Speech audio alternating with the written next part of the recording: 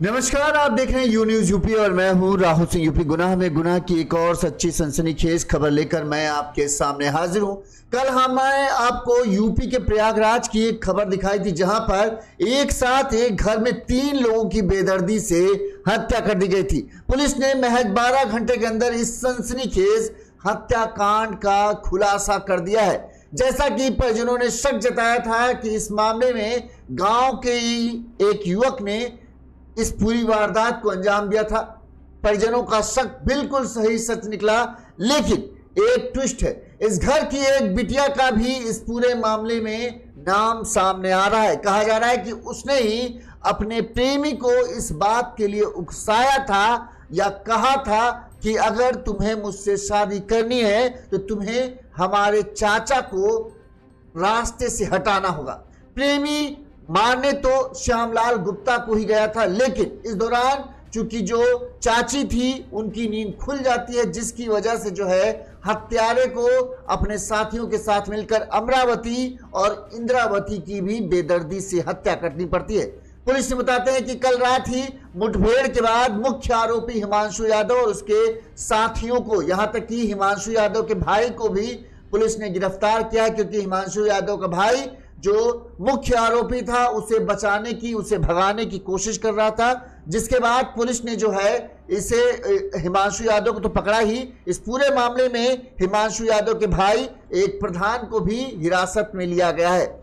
Prayagraj triple murder में police ने प्रेमी समेत 5 लोगों को गिरफ्तार किया है। इसमें मुख्य आरोपी हिमांशु यादव, जिसकी उम्र करीब 20 साल है, इसके अलावा उसका भाई, उसके 2 दोस्त और ग्राम प्रधान जो इस पूरे हत्याकांड में शामिल थे, उन सबको भी पुलिस ने गिरफ्तार किया है। पुलिस की पूछताछ में प्रेमी हिमांशु यादव ने अपनी प्रेमिका के साथ ये बताया कि उसने 13 जून को वो अपनी प्रेमिका से राजापुर गांव में मिला था। यहां पर प्रेमिका ने उससे कहा था कि अगर तुम्हें मुझे पाना है या मुझसे शादी करनी है तो तुम्हें मेरे ताऊ को रास्ते से हटाना होगा, क्योंकि मैं तुम्हारे बिना जी नहीं पाऊंगी और जब तक हमारा ताऊ जिंदा है, श्यामलाल जिंदा है, तब तक हम दोनों का रिश्ता नहीं हो पाएगा। लिहाजा अगर तुम शादी करना चाहते हो तो उसे रास्ते से हटा दो। इसके बाद प्रेमी ने अपने साथियों के साथ मिलकर, कहते हैं, श्यामलाल को मारने का प्लान बनाया। इसमें उसने अपने 2 दोस्त निहाल गौतम और राजन यादव को इस पूरे हत्याकांड में शामिल किया। और आरोपी हिमांशु ने कहा कि मैं सिर्फ मारना श्यामलाल गुप्ता को ही चाहता था, लेकिन चूंकि जब श्यामलाल गुप्ता को मार रहा था तो इस दौरान उसकी चीख सुनकर जो चाची थी अमरावती और इंद्रावती, इनकी नींद खुल गई, जिसकी वजह से जो है हमें भी इनकी हत्या करनी पड़ी। कहा जा रहा है कि पोस्टमार्टम रिपोर्ट में जो है सिर पर गहरी चोट आने की वजह से मौत का कारण है। जैसा कि हमने आपको कल ही बताया था कि इनके सिरों पर किसी भारी चीज से हमला किया गया था। कहा जा रहा है इन्होंने लोहे के रॉड और डंडों का इस्तेमाल किया था इस पूरी हत्याकांड की वारदात को अंजाम देने के लिए। जो हिमांशु यादव है, जो मुख्य आरोपी है, वो आपको बता दे कि वो भी मेजा थाना क्षेत्र के कुकुर कटवा गांव का ही रहने वाला है। और जिस घर में इस पूरे हत्याकांड की वारदात को अंजाम दिया गया था, जिस घर में खूनी खेल खेला गया था, उस घर के से महज कुछ ही दूरी पर ये हिमांशु यादव रहता था। और हिमांशु यादव की जो घर है, इस घर में रहने वाली एक 19 साल की लड़की थी, शायद प्रिया गुप्ता उसका नाम है, उसके साथ प्रेम प्रसंग चल रहा है। प्रेम प्रसंग के चलते ही कई दिनों यानी 10-15 दिन पहले ही घर में झगड़ा भी हुआ था और श्यामलाल गुप्ता इनकी शादी के सख्त खिलाफ था, जिसके बाद जो है पूरी वारदात को अंजाम दिया गया। हम आपको बता दें कि पुलिस की पूछताछ में हिमांशु ने बताया कि मेरी प्रेमिका 4 महीने से अपने मामा के घर राजापुर गांव में थी। हमारी फोन पर बात होती रहती थी। एक दिन उसने मुझे मिलने के लिए राजापुर बुलाया। मैं 13 जून को उससे मिलने पहुंचा। हम दोनों गांव के बाहर मिले। यहां पर मेरी प्रेमिका ने मुझसे कहा कि अगर हम लोगों को शादी करनी है तो ताऊ को रास्ते से हटाना होगा। जब तक ताऊ श्यामलाल गुप्ता जिंदा है वो हमारी शादी होने नहीं देंगे, ना ही हमें मिलने देंगे।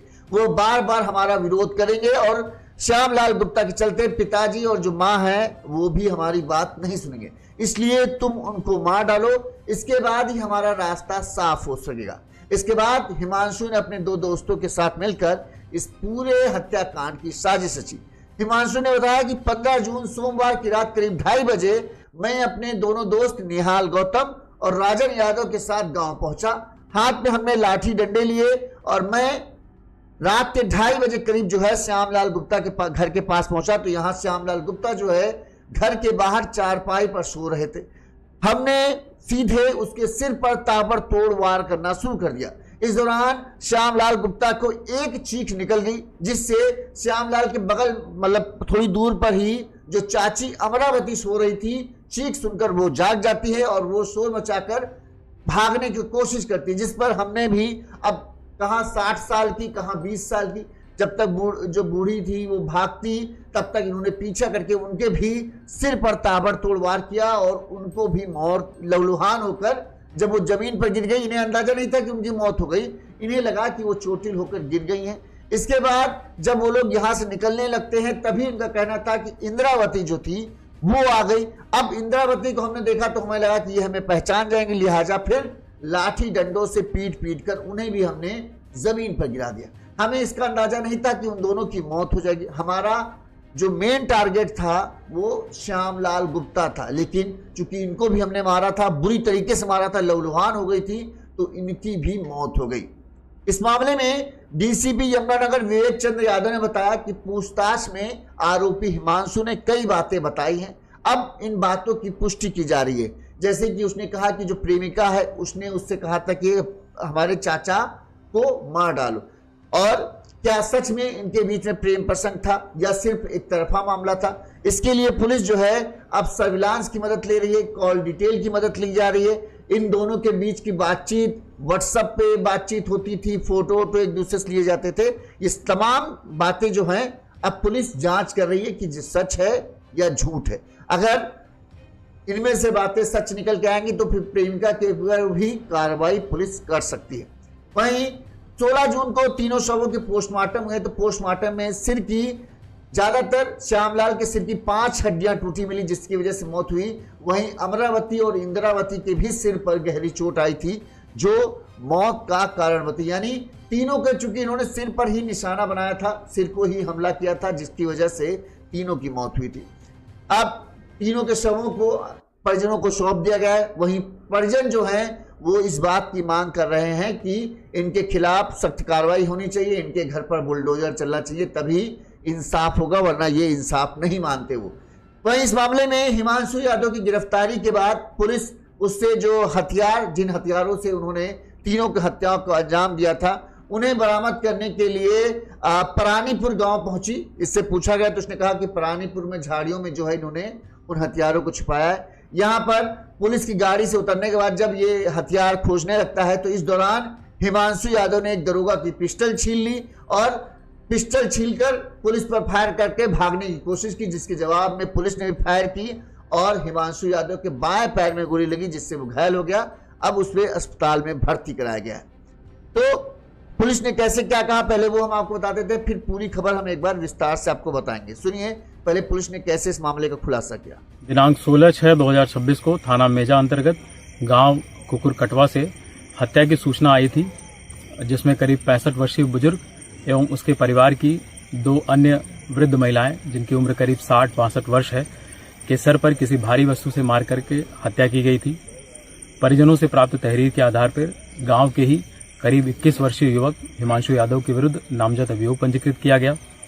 इसमें टेक्निकल और साइंटिफिक एविडेंसेस कलेक्ट किए गए, जिसमें 2 महत्वपूर्ण साक्ष्य सामने आए, जिसमें कि एक जो मृतक है, मृतक के फोन पे रात्रि में करीब 10:15 के आसपास संदिग्ध आरोपी हिमांशु द्वारा कॉल करना, तथा जब आरोपी हिमांशु का सोशल मीडिया इत्यादि चेक किया गया तो इसके Facebook handle Samajwadi tiger Himanshu Yadav को टैग करते हुए मृतक के भाई की बेटी के साथ कुछ फोटोज कुछ महीने पहले शेयर किए गए थे, जिसके बारे में जानकारी करने पे ये पता चला था कि करीब 4 माह पूर्व ये दोनों इलोप हुए थे।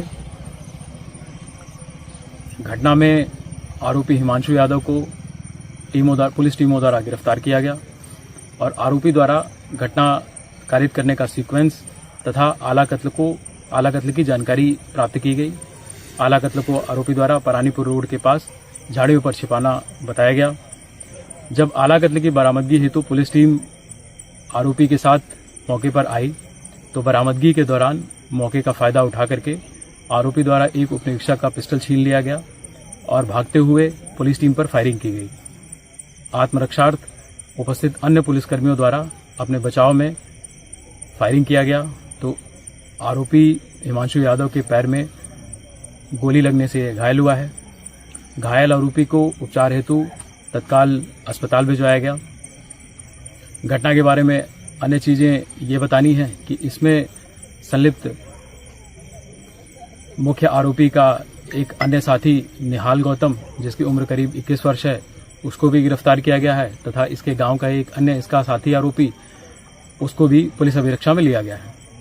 घटना का जो मोटिव सामने आया है वो इसके प्रेम प्रसंग में लड़की के बड़े पापा का रोड़ा बनना मानते हुए उसकी हत्या की घटना कारित करना सामने आया है। इसके साथ ये भी बताना है कि आरोपी के भाई अंकित यादव को भी गिरफ्तार किया गया है, जो कि आज सुबह इसकी भागने में सहायता कर रहा था।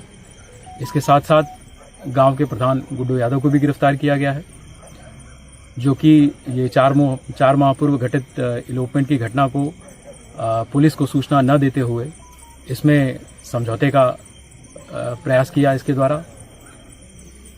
इस तरीके से पूरी घटना का बहुत ही अल्प समय में पूर्ण रूप से अनावरण किया गया है तथा 100% सभी अभियुक्तों की गिरफ्तारी सुनिश्चित की गई है। इसमें जो अन्य साइंटिफिक एविडेंसेस और टेक्निकल एविडेंसेस हैं वो कलेक्ट किए जा रहे हैं। अभी तक जो इस केस में अपडेट थी वो ये थी। अब हम आपको बता देते हैं कि आखिर पूरा मामला है क्या। जैसा कि मैंने बताया कि ये जो घटना है यूपी के प्रयागराज जिले के मेजा थाना क्षेत्र के कुकुर कटवा गांव के है। यहाँ पर श्यामलाल गुप्ता उर्फ कल्लू गुप्ता, जिनकी उम्र करीब 65 साल है, ये घर पर ही छोटी सी किराने की दुकान चलाते हैं। श्यामलाल गुप्ता बताते हैं कि 5 भाइयों में सबसे बड़े थे। इनके 2 बड़े भाई दूधनाथ और धनीराम की बीमारी के चलते मौत हो चुकी है, जबकि इनके छोटे भाई नीमूलाल जो हैं वो और बेटा जो है बेंगलुरु में हैं, काम करते हैं, और सबसे छोटा भाई राम निरंजन जो है वो राजस्थान में काम करते हैं। श्यामलाल की बताते हैं कोई संतान नहीं थे। वो अपनी पत्नी सरस्वती के साथ गांव में रहते थे।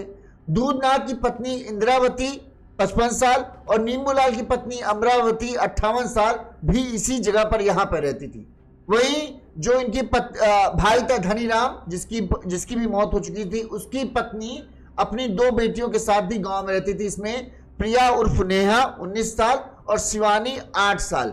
जो लड़की के साथ प्रेम प्रसंग की बात आ रही वो धनीराम की ही बेटियां, मृतक धनीराम जिनकी मौत हो चुकी है, उनकी प्रिया उर्फ नेहा गुप्ता जो है उसके साथ ही बताते हैं हिमांशु यादव का शायद प्रेम प्रसंग चल रहा था। 16 जून मंगलवार की सुबह यानी 15 जून की रात को 1:30 से 2 बजे के करीब बताते हैं कि इस हत्याकांड की वारदात का अंजाम दिया गया था। इस हत्याकांड के बारे में लोगों को कब पता चला? जब बताते हैं कि जो नीमूलाल हैं वो सुबह उठते हैं तब वो देखते हैं कि जो अमरावती है और इंद्रावती, उनकी लाश घर के इधर उधर पड़ी है और वहीं श्यामलाल गुप्ता की भी लाश घर के बाहर चारपाई पर पड़ी है। एक साथ 3 लोगों की लाश देखकर जो है नीमूलाल जो है वो चिल्ला पड़ता है। उसकी चीख सुनकर लोगों की भीड़ उठ जाती है। लोग इस बात को देख के हैरान थे कि हत्यारों ने किस बेदर्दी से तीनों बुजुर्गों को बड़ी ही बुरी तरीके से मारा गया था।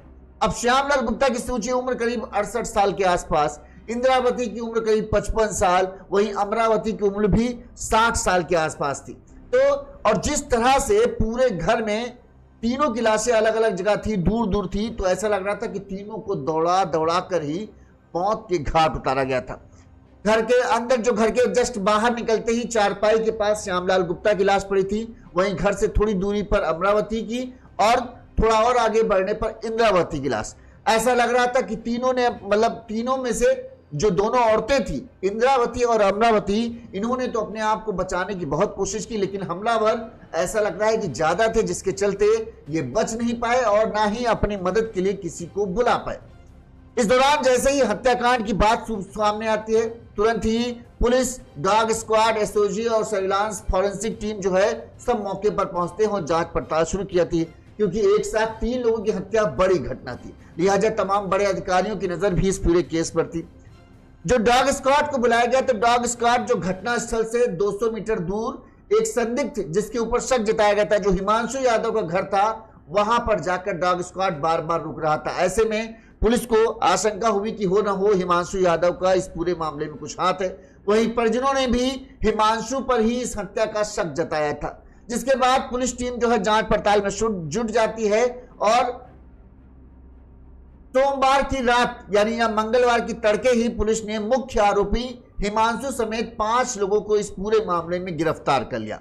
घर वालों का आरोप है कि घर की बेटी जो है प्रिया के साथ हिमांशु पहले भाग चुकी, फरवरी महीने में भाग चुकी थी। इसके बाद जो है परिवार ने इस मामले में शिकायत दर्ज कराई थी, जिसके बाद जो पुलिस ने जो है दोनों को बरामद कर घर वालों को सौंप दिया था। इसके बाद से लगातार हिमांशु यादव के घर की तरफ से इन लोगों को धमकी दी जा रही थी। यहां तक कि कहा जा रहा है कि परिवार ने इस बात की शिकायत चौकी में दर्ज कराई, लेकिन चौकी से जब कुछ नहीं हुआ तब फिर इन्होंने IGRS पोर्टल पर भी यानी ऑनलाइन शिकायत दर्ज कराई। यहां तक कि दरोगा रामविलास सिंह जो है, इनका कहा जा रहा है कि इन्होंने जो ये यादव परिवार था, हिमांशु यादव परिवार, इनसे इनकी साठगांठ थी, जिसके चलते इन्होंने रिपोर्ट में ये लिख दिया कि जिन्होंने शिकायत दर्ज कराई है उनसे संपर्क नहीं हो पा रहा, यानी वो मिल ही नहीं रहे, जिसके चलते वो शिकायत भी कैंसिल हो गई थी। अब जब इस पूरे मामले का हत्याकांड का सच सामने आया है, तो रामविलास सिंह, जो दरोगा रामविलास सिंह थे, उन्हें इसके चलते सस्पेंड भी कर दिया गया है। अब इस पूरे हत्याकांड की वजह जो कि अब सबके सामने आ चुकी है, पुलिस ने 5 लोगों को, हिमांशु यादव के साथ जो 5 लोग शामिल थे, इनमें 2 दोस्त थे, वहीं हिमांशु का भाई अंकित यादव जो है उसको भी किया गया है। इसके अलावा गांव का प्रधान जो है वो भी बताते हैं कि हिमांशु को भगाने में मदद कर रहा था, लिहाजा उन्हें भी गिरफ्तार किया गया है। इसके अलावा हिमांशु के 2 दोस्त हैं, निहाल गौतम और राजन यादव, जो हत्या वाले दिन जो है, हत्या वाली रात हिमांशु के साथ थे और श्यामलाल गुप्ता के घर गए थे और इन्होंने भी हत्याकांड में पूरा हिमांशु का साथ दिया था। इनको भी पुलिस ने गिरफ्तार किया। अब हिमांशु को जब गिरफ्तार किया गया, सबसे पहले इससे ये पूछा गया कि आखिरकार तुमने 3 लोगों को, बुजुर्ग लोग जो थे, उनको मारा किस तरह से। तो इसने ये बताया कि चूंकि 13 जून को जो ये इनके यहाँ की भतीजी है, श्यामलाल गुप्ता की भतीजी, इनके मृतक भाई की बिटिया प्रिया गुप्ता जो है, उसके साथ हिमांशु यादव का प्रेम प्रसंग चल रहा था।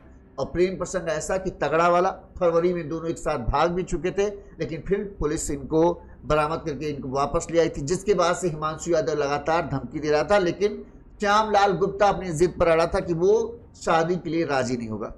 तो हिमांशु ने बताया कि हमारी फोन पिछले 4 महीने से जो है इन्होंने प्रिया को जो है अपने मामा के घर पर रखा है। अब मामा का गांव जो है राजा, कहाँ, कौन सा गांव है, मैं बताता हूँ,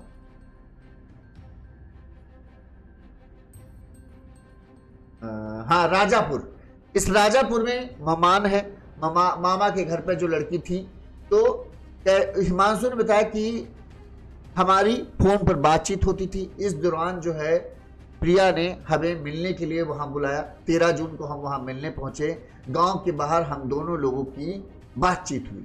उसने इस दौरान हमें कहा कि मैं तुम्हारे बिना जी नहीं पाऊंगी, लेकिन जब तक मेरा ताऊ जिंदा है हम दोनों का रिश्ता हो नहीं सकता, और अगर तुमको हमें पाना है और तुम चाहते हो कि हम दोनों पति पत्नी रहें, तो तुम्हें हमारे ताऊ को रास्ते से हटाना पड़ेगा। इसके लिए कुछ भी करो, लेकिन अगर जब तक ताऊ जिंदा है तब तक तो हमारा रिश्ता संभव नहीं है। ये बात जो है जो हिमांशु ने पुलिस को बताई। इसके बाद वो वहां से वापस लौट कर आता है। अब प्रिया की बातों ने हिमांशु के दिल पर बहुत गहरा असर किया था। उसको यह था कि अब क्या करूं, कुछ भी करना है, अब प्रेमिका मेरी परेशान है तो उसका समाधान तो मैं करूंगा। लिहाजा इसने अपने दोस्त निहाल गौतम और एक और दोस्त जो है राजन यादव नाम है शायद, हाँ, निहाल गौतम और राजन यादव के साथ मिलकर फिर ये योजना बनाई कि भाई मदद करो, हमारी प्यार का मामला है और इसको श्यामलाल को ठिकाने लगाना, अगर ये मर जाएगा तो सारी कहानी सॉल्व हो जाएगी। तो मुख्य टारगेट जो है श्यामलाल गुप्ता था। हिमांशु का कहना था कि हमें सिर्फ श्यामलाल गुप्ता को ही रास्ते से हटाना था, बाकी सब लोग तो अपने आप सरेंडर हो जाते। इसलिए जो रात के 2:30 बजे करीब जब है 15 तारीख की रात को 2:30 बजे हम लोग श्यामलाल गुप्ता के घर पहुंचे। लाठी डंडे हमारे पास थे, डंडे जो बढ़िया वाले वो डंडे थे, शायद लोहे की रॉड भी किसी के पास थी। ये लेकर हम लोग पहुंचे तो घर के बाहर ही श्यामलाल गुप्ता सो रहा था। रात के 2:30 बजे थे, लिहाजा सब लोग जो थे गहरी नींद में थे। सोते में ही हमने 2-3 बार श्यामलाल गुप्ता के सीधे सिर पर डंडे दे मारे, तो डंडे लिखते ही वो छटक कर वहीं पर गिर गया। लेकिन इस दौरान जो है उसकी चीख निकल पड़ती है। अब चीख सुनकर जो है अमरावती जग जाती है और अमरावती लोगों मदद करने के लिए चीखते हुए बाहर भागती हैं। जैसे ही भागती हैं तो हम लोग उन्हें पीछे दौड़ा लेते हैं और इससे पहले वो किसी को मदद के लिए चीख पाती, सिर पर उनके डंडा मारा। उसके बाद जब वो गिर गई तो 2-4 बार और कस के उनके भी सिर पर डंडा मार दिया ताकि उनके भी बचने की संभावना ना रह जाए। इसके बाद कहते हैं कि हम तीनों लोग बस निकलने वाले थे वहां से, एक बार कंफर्म कर ले कि श्यामलाल गुप्ता मर गया कि नहीं मर गया। जब हम लोग ये चेक करने गए तब तक जो है इंद्रावती जो थी वो भी आ गई। अब वो शायद टॉयलेट करने के लिए रात में उठेंगी। जैसे ही वो आई तो हमें लगा कि ये हमें पहचान लेगी, तो फिर वो भागने की कोशिश करने लगी, तो उनको भी हमने वही लाठी डंडों से मार मार कर गिरा दिया।